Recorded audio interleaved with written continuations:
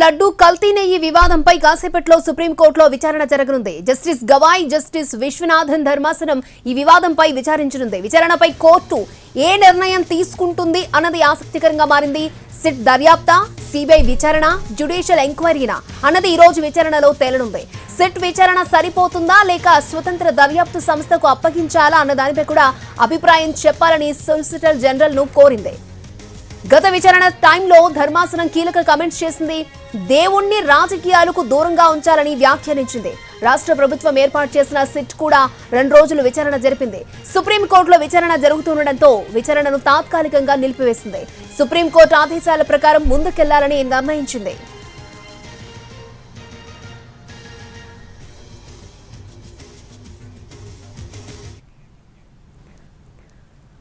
తిరుమల లడ్డు కల్తీ నెయ్యి వివాదంపై కాసేపట్లో సుప్రీంకోర్టులో విచారణ జరగనుంది. జస్టిస్ గవాయ్, జస్టిస్ విశ్వనాథన్ ధర్మాసనం ఈ వివాదంపై విచారించనుంది. విచారణపై కోర్టు ఏ నిర్ణయం తీసుకుంటుందన్నది ఇప్పుడు ఆసక్తికరంగా మారింది. రైట్, ఇదే అంశానికి సంబంధించి మరిన్ని అప్డేట్స్ లైవ్ లో అందించడానికి ఢిల్లీ నుంచి మా ప్రతినిధి రాజు లైవ్ లో సిద్ధంగా ఉన్నారు. రాజు, అక్షయ, ఏదైతే తిరుమల తిరుపతి దేవస్థానానికి సంబంధించినటువంటి ప్రసాదం ఇది ఎంతో ప్రసిద్ధి చెందినటువంటిది, పవిత్రమైందిగా ప్రతి ఒక్కరు కూడా భావిస్తుంటారు. ఒక తెలుగు రాష్ట్రాలే కాదు, దేశం ఎల్లలు కూడా దాటింది తిరుమల తిరుపతి వెంకటేశ్వరుని ప్రసిద్ధి. సో ప్రపంచవ్యాప్తంగా ఉన్నటువంటి కోట్లాది మంది భక్తులు ఖచ్చితంగా కల్తీ నెయ్యితో అక్కడ ప్రసాదం జరుగుతుందంటే వాళ్ళందరూ కూడా ఎంతో అయోమయానికి గురవుతున్నారు, ఆందోళన కూడా వ్యక్తం చేస్తున్నటువంటి పరిస్థితి ఉంది. ఈ నేపథ్యంలోనే ఇంతకు కల్తీ అనేది జరిగిందా, అది ఎటువంటి మెజర్స్ లా ఉంది అనే విషయం పైన ఒక క్లారిటీ రావాలని చెప్పి ప్రతి ఒక్కరు కూడా ఆశిస్తున్నటువంటి పరిస్థితి ఉంది. దానికి అనుగుణంగానే బీజేపీ సీనియర్ నేత సుబ్రహ్మణ్య స్వామి, దాంతోపాటు మాజీ టీటీడీ చైర్మన్ వైవి సుబ్బారెడ్డి, మరో ఇద్దరు కూడా సుప్రీంకోర్టును ఆశ్రయించారు. ప్రధానంగా వాళ్ళు కోరుతున్నటువంటి పిటిషన్ల ప్రకారం ఏదైతే ప్రపంచవ్యాప్తంగా ఉన్నటువంటి వెంకటేశ్వర స్వామి భక్తులందరి మనోభావాలను పరిగణలోకి తీసుకొని ఇంతకీ ఈ నెయ్యి కల్తీ జరిగిందా లేదా అనే దాని మీద సరైనటువంటి స్పష్టత వచ్చేందుకు జ్యుడిషియల్ ఎంక్వైరీ కావాలని ఒకరు కోరుతుంటే, మరొకరు ఏదైతే కేంద్ర ప్రభుత్వ యజమాయిషీలోనే దీనికి సంబంధించినటువంటి విచారణ జరగాలి అని కూడా డిమాండ్ చేస్తున్నటువంటి పరిస్థితి కనిపిస్తుంది. ఈ నేపథ్యంలో గత విచారణ సందర్భంగా అంటే ప్రత్యేకంగా 30వ తేదీ సెప్టెంబర్న విచారణ జరిగింది. సోమవారం రోజున justice B R Gavai, justice K V విశ్వనాథన్ల ధర్మాసనం ఈ నలుగురు వేసినటువంటి పిటిషన్లన్నింటినీ కూడా ఒకే కేసు కింద ట్యాగ్ చేసి ఈ లడ్డు వివాదం పైన విచారణ జరుపుతున్నటువంటి పరిస్థితి ఉంది. అయితే ముఖ్యంగా ఇక్కడ ఉన్నటువంటి పరిస్థితుల్లో లడ్డు కల్తీ జరుగుతుందనే విషయం ఎప్పుడు తెలిసింది, ఆ తర్వాత ప్రెస్ ముందుకు వెళ్లి ప్రకటన ముఖ్యమంత్రి ఎప్పుడు చేశారు, దాంతోపాటు ఈ సీట్ ఎప్పుడు వేశారు, ఈ అంశాలపైన ప్రధానంగా వాదోపవాదాలు కూడా జరిగాయి. అయితే ముందే కల్తీ జరుగుతుందని తెలిసినప్పుడు విచారణకు ఆదేశించకుండా ఎందుకు ప్రెస్ స్టేట్మెంట్ ఇచ్చారనే విషయం పైన కూడా జస్టిస్ ఇద్దరు అటు ఏదైతే ప్రభుత్వం తరపున హాజరైనటువంటి సిద్ధార్థ లూథ్రాను ప్రశ్నించినటువంటి పరిస్థితి కనిపించింది. అంతేకాదు రాజకీయాలకు భగవంతుని, దేవాలయాలను దూరంగా ఉంచాల్సినటువంటి అవసరం ఉందనే అభిప్రాయాన్ని కూడా ధర్మాసనం స్పష్టం చేసింది. ఇక మరోపక్క ఏదైతే ఈ విషయాలన్నిటికి సంబంధించి కూడా ప్రపంచవ్యాప్తంగా ఉన్నటువంటి భక్తులందరి మనోభావాలు దెబ్బతిన్నాయి, ప్రభావితమయ్యాయి.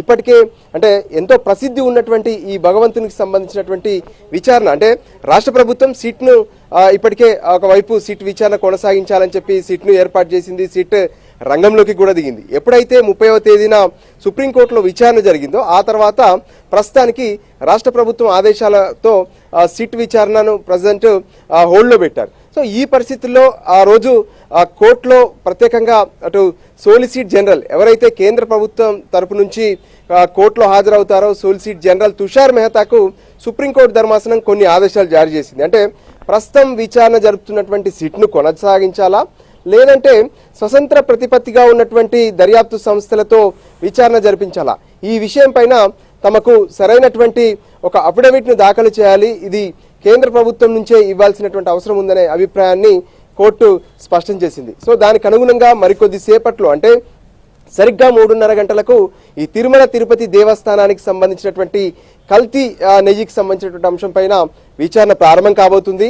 సో తుషార్ మెహతా ఇచ్చేటటువంటి ఆ సూచనను ఏమి ఇవ్వబోతున్నారు ఆయన, అదే సమయంలో సుప్రీంకోర్టు ధర్మాసనం ఎటువంటి ఆదేశాలు జారీ చేయబోతుందనేది మాత్రం చాలా కీలకంగా ఆసక్తిగా మారినటువంటి పరిస్థితి కనిపిస్తుంది. ఉత్కంఠ కూడా స్పష్టంగా అందరిలో కనిపిస్తుంది. అంటే సిట్ను కొనసాగిస్తారా, నిజంగా సీట్ కొనసాగించడం సరైంది కాదు అని చెప్పి ఇప్పటికే అటు వాదనలు వినిపిస్తున్నటువంటి పరిస్థితి కనిపిస్తుంది. అంటే ముఖ్యమంత్రిగా తను ఏదైతే కల్తీ నెయ్యిలో కల్తీ జరిగింది, అందులో ప్రత్యేకంగా ఎన్మెల్కి సంబంధించినటువంటి ఫ్యాట్ ఏదైతే కలిపారనే విషయాన్ని చెప్తున్నారు. సో సిట్ అనేది రాష్ట్ర ముఖ్యమంత్రికి రిపోర్ట్ చేస్తారు.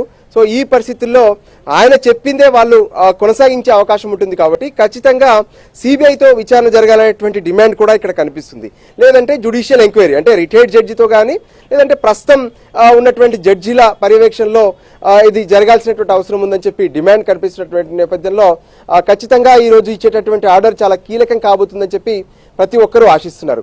అదే సమయంలో ఏదైతే అంటే గుజరాత్లో ఉన్నటువంటి ల్యాబ్ ద్వారా వచ్చినటువంటి రిపోర్ట్స్ ఆధారంగా కల్తీ జరిగిందనే విషయాన్ని మేము స్పష్టం చేస్తున్నామనే విషయం కూడా చెప్పారు. అంటే ఒకవైపు ముఖ్యమంత్రి కల్తీ జరిగిందని చెప్పారు, కానీ కల్తీగా ఉన్నటువంటి నెయ్యిని ప్రసాదాల తయారీకి ఉపయోగించలేదని చెప్పి తిరుమల తిరుపతి దేవస్థానానికి సంబంధించినటువంటి ఈవో కూడా ప్రకటన చేశారు. ఈ రెండు విరుద్ధమైనటువంటి ప్రకటనలు ఉన్నాయి.